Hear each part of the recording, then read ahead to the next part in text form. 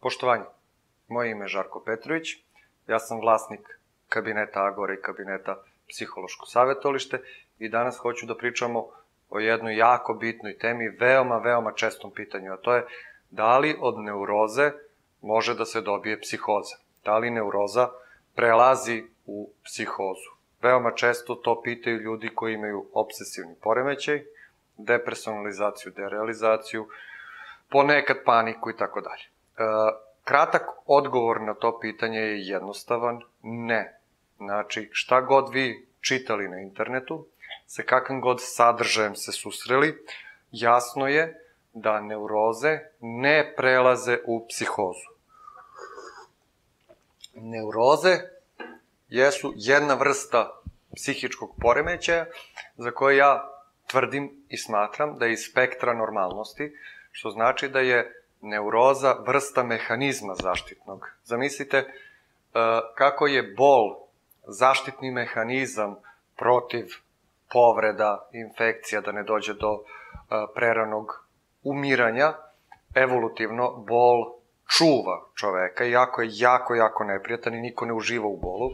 Tako i neuroza urođen mehanizam, psihički mehanizam, koji štiti balans i uravnoteženost između svesti i nesvesnog. Psihoza nema tu prirodu. Psihoza je poremećaj koji ima svoju organsku osnovu, za razliku od neuroze koja nema organsku osnovu. Neuroza se ne nasleđuje, to je mehanizam s kojim ste rođeni kao kapacitetom, znači svako ima mogućnost da postane neurotičan, kao što svi imaju mogućnost da osjećaju bol. Psihoza nije takva bolest.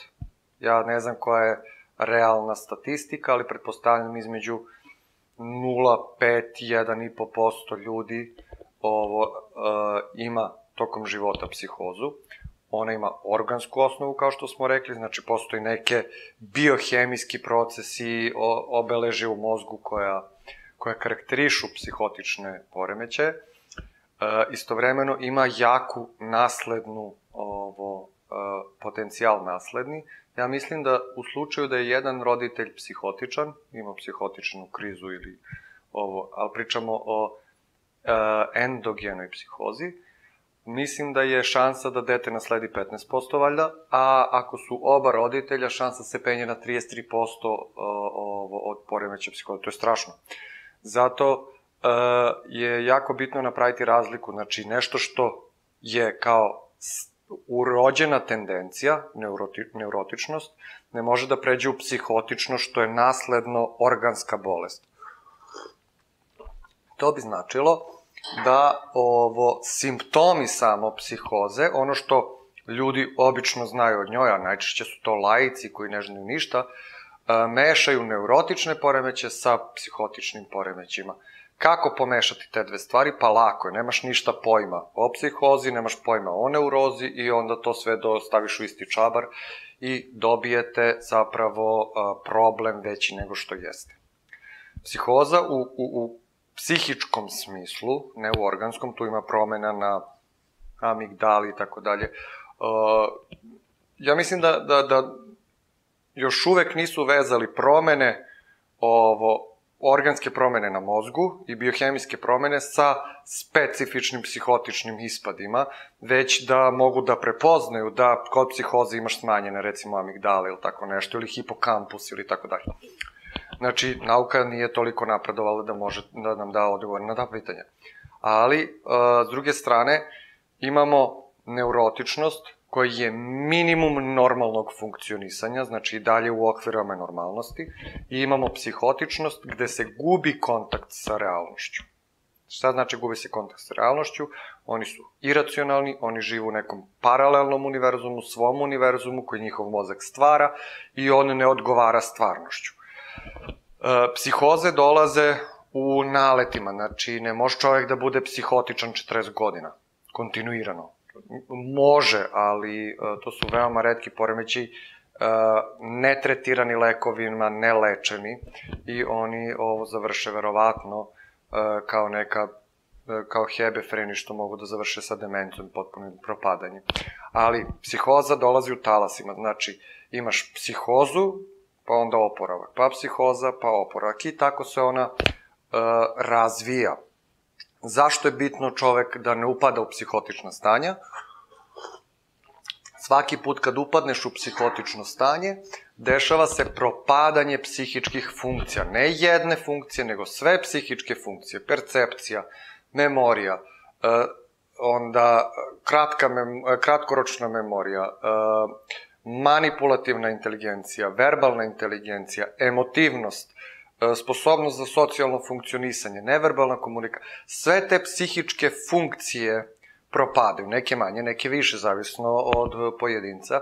I zato je bitno sprečiti da čovjek pada u psihotična stanja. Znači, što manji broj puta čovjek bude psihotičan, to je bolje za njega. I zato se koristi farmakoterapija, koja je ekstremno uspešna i lekovi su sve bolji i bolji. Tako da od psihijatara ne treba bežati, ne treba se zazirati, oni su spas. To je psihoza koja ima organsku osnovu, s druge strane ima svoje simptome. Njeni simptomi nisu ništa nalik neurotičnim. I šta sad imamo? Imamo psihoze, imamo neuroze. I imamo srpski jezik. Znači, neuroze isto opisujemo srpskim jezikom i psihoze opisujemo srpskim jezikom. Onda ja u vokabularu mogu da kažem da psihoza u svoji neki simptomi psihoze liče na reč, kažemo, depersonalizovanje, derealizovan, ali depersonalizovan u smislu da on stvarno misli da to nije njegova ruka. Znači, on gleda svoju ruku i misli da je perina ruka. I sad termin na srpskom, a onda kažeš neuroza depersonalizovan, on zna da je to njegova ruka, ali kao da nije njegova ruka. Kvalitet samog doživljaja je potpuno različit. Znači, disproporcionalno je. Ovo je u realnosti, ovo je u iracionalnom jednom pogubljenom svetu. Jel nam je jasno sad zašto jedan isti termin može da opisuje? Isto kao kad odete sa prijateljima i kaže neko depresivan sam, ne ide mi, smoren sam. Depresivan sam? Jesi klinički depresivan? Jesi neurotično depresivan? Je li to 32, 1, 2, 3, šta je? Blaga ovo, depresija, je li to endogena depresija? Je li to psihotična depresija? Je li to depresija usled konzumiranja alkohola? Ništa on nije rekao. Ista reč, 5 put sam ponovio, depresija. Znači, zapamtite, mi na našem jeziku, na svim jezicima opisujemo jedne te iste simptome, istom rečju, oni su sinonimi u neurozi i psihozi, zato nemojte da brkate. Depersonalizacija, derealizacija, kada se jave, nisu početak psihoze. Kada se javi užasan paničan strah, recimo čovjek se depersonalizuje, ne može da prepozna sebe par minuta, ustani s kreveta, nema pojma ko je, gleda ženu, zna da je ona, ali nije ona. To nije početak ludila, nije to početak gubitka kontrole. To je neuroza. Kod psihoza ti osjećaji su jako znatno dublji. Kada imate personu ispred sebe koja nažalost ima psihozu, vide se ovo duboka oštećenja i propadanja koje su kontinuirane, istovremeno ona su egosintona u skladu sa njihovim mišljenjem i on će da kaže, evo pogledaj sad nas špioniraju, ti ne vidiš, ali brate čitaju nam misli, bla bla bla. I on je u skladu s tim 5 dana, 10, 20 dana, sve zavisi ovo kad izađe s psihotične te interpretacije. Znači, napravili smo razliku, psihoze ne prelaze u neuroze, neuroze ne prelaze u psihoze, postoji mogućnost da čovjek ima neurozu, a onda da dobije psihozu, ali to je isto kao i da imaš neurozu i rak testisa. Mislim, moguće je da imaš karcinom dojke, a muškarac i karcinom testisa istovremeno. Ali koje su šanse, ja do sad nisam čuo, verovatno postoji na svetu, ali nisam čuo u mojoj bližoj okolini da se to nekom desilo, tako da nema šta da brinete. Znači, šta god obrnuli, bilo koju literaturu obrnuli, bilo šta na internetu da pročitate, bilo čije iskustvo da pročitate, to ne znači da je istina. Znači, istina je samo jedna i Sokrat ima jednu tendenciju da se otkriva, zove se majeutika, da otkriva istinu i vi morate da razumete da je otkrivanje istine jako kompleksan i složen proces, nije samo pročitam i ovo. Znači, ne može tako. Tako da, psihoza neuroza nemaju ništa zajedničko, koristimo slične reči da opisujemo simptome koji su različiti, istovremeno psihozu i neurozu mogu da leče psihijatri. To je isto nešto zajedničko, ali to je čista koincidencija, odnosno pragmatičnost da jedni i drugi rade ovo sa lekovima i tretiraju dve različite bolesti, kao što je nekad neuropsihijatrija bila neurologija i psihijatrija. To znači da ako imaš neurozu ne moraš da imaš epilepsiju, a isti čovek ti daje lekove. Tako da se nadam da smo ovog puta razjasnili ovo jako bitnu razliku koja dođe recimo jednom dnevno mi dođe takvo pitanje sa različitih strana sa interneta, telefona.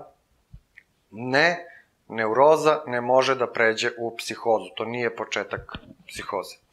Ako se dopao ovaj video, imate neka pitanja, slobodno pišite mi, posetite naš kabinet, ako su vam potrebne online ili uživo usluge, slobodno nam se obratite, a mi ćemo da pokušamo da izađemo maksimalno u susret.